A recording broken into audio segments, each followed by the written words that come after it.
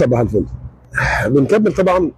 لما يجي يدخل اي حد جمله من جمل اللجان اهو حافظها الشاب اللي شغال في الكافيه الجميل ده شبه بول بوجبا ده، حافظ نفس الجمله. احنا بنتجامل والزمالك بيتجامل برضه، بس احنا بنعرف نستفيد ونكمل اذا السنه. بص يا حبيبي، تعالى نكسر بالحق وبما يرضي الله كلام اللجان.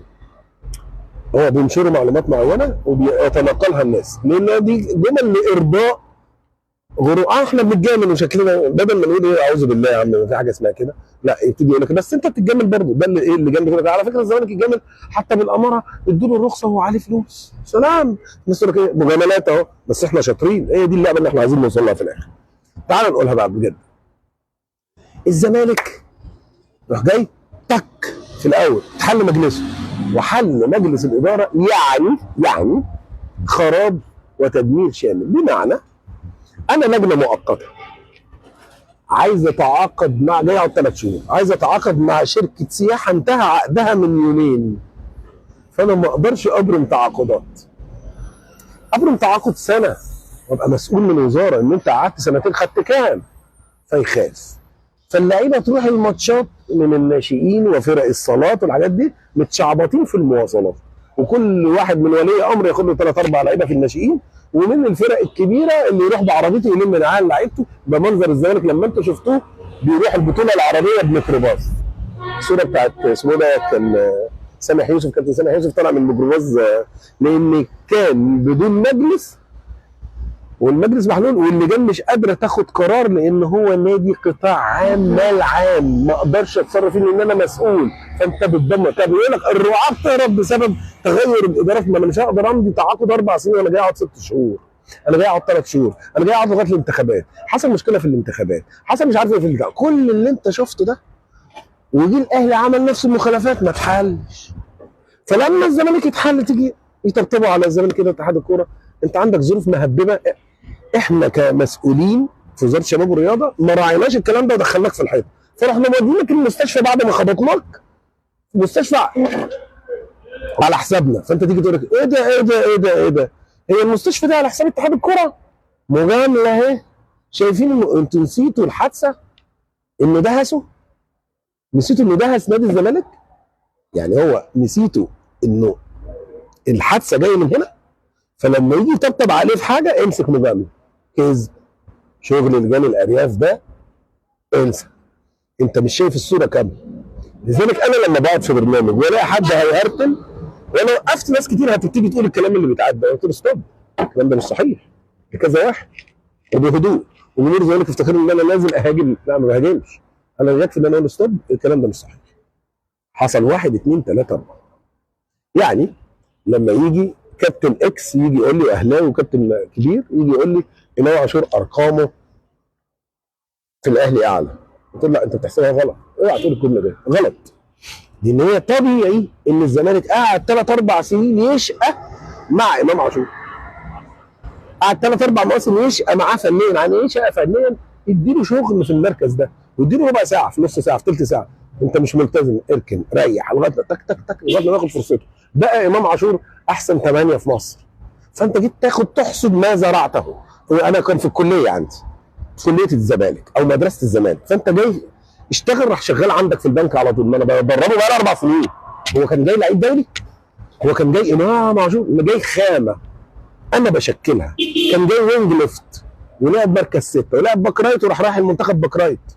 بعد كده لعب مركز 10 بعد كده مركز 8 وغرباني ساسي اتصاب. كمل في مركز 8. شقيت وغلط وشقيت وغلط واستحملته واديته فلوس لغايه لما يقف على رجليه. كنت بديله فلوس بسيطه لغايه ما خلاص بخرجه وبلبسه جراديويشن وهتصور جنبه. رحت انت جاي تقول لي واوروبا بتشوفه بتقول لعيب خلاص كان مؤهل ان هو يروح انديه جامده في انجلترا، وانت شايف مستواه عامل ازاي. انت ما عملتش فيه حاجه، هو جاي لك اول موسم اهو هداف الدوري بتاعه عشان انت بدات ايه يلعب في وسط منظومه اكثر استقرارا وبتخدم عليه غير ما احنا كنا بنشقيه. ودلوقتي بيبص هيروح عند يعمل شعره ازاي ويروح عند الحلاق خلاص بقى معاه فلوس، والمدام ما ينفعش حد يصورها ويقعد يا ابني ويتخانق هنا هو خلاص دخل في جو ابن لذيذ. طيب يبقى انت هتيجي انت تقول لي تعالى نبص على كام عشان امسك ايدك، ما تقوليش كده. هنا بقى بتوع الاهلي ما يحبونيش ليه؟ الكلام اللي بينشروه فانت تقعد هي ده كلام سوري يعني. يا حلاوه سقف زي بتاع في المولد كده، شغل المولد ده انا بوقفك بقول لك ما تسقفش. فانت بتزعل قوي لما اقول لك ما تسقفش، ما انت مش تقول كلام مستهلك، لان دي حقائق حصلت. انا واخد امام عاشور لاعب مغمور، خامه مبشره، فلما اطلع ولا عمره يحلم انه يرجع لاعب مركز ثمانيه خط وسط على الدايره اساسا. ده شغل الزمالك.